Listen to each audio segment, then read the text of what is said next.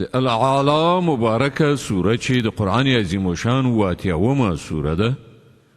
په مکې معظمې کې را نازله شوې ده 19 مبارک آیاتونه لري تلاوت او پښتو ترجمه یې له لومړي آیت څخه اورئ بسم الله الرحمن الرحیم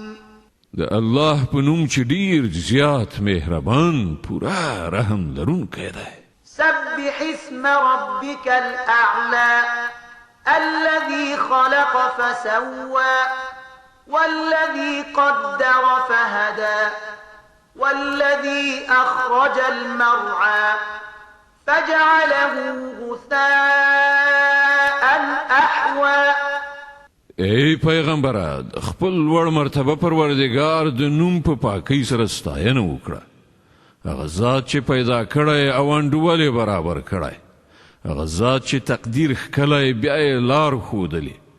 هغه شنیلي د ځمکې څخه راټوکولي بیا یې هغه وچ تور ګرځولي میده کړي دي سنقرئك فلا تنسى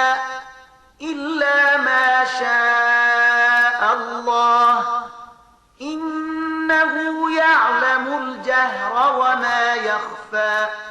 ونيسرك لليسرى فذكر إن نفعت الذكرى ژر به قرآن په داسې توګه پر تا ولولو چې بیا به یې ته نه هېروې پرته له هغه چې د الله خوښه وي هغه په ښکاره هم پوهیږي او څه چې پټ دي پر هغو هم او موږ به تا ته د آسان شریعت لار آماده کړو نو ته نصیحت وکړه که نصیحت ګټور وي سيذكر من يخشى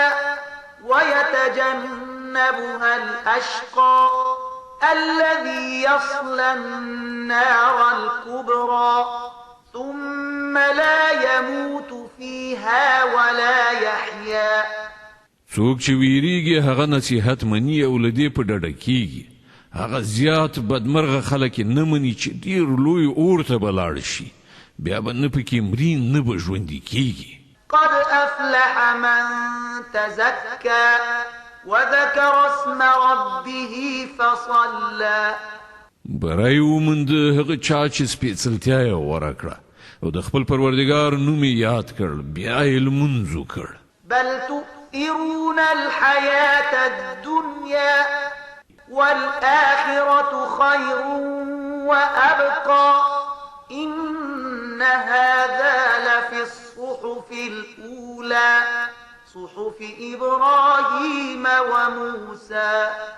خو تاسې د دنیا ژوند خوښوئ په داسې حال کې چې آخرت ډیر غوره او باقي پاتې کېدونکی دی همدا خبره په مخکنیو راغلو صحیفو کې هم ویل شوې وه د ابراهیم او موسی په صحیفو کې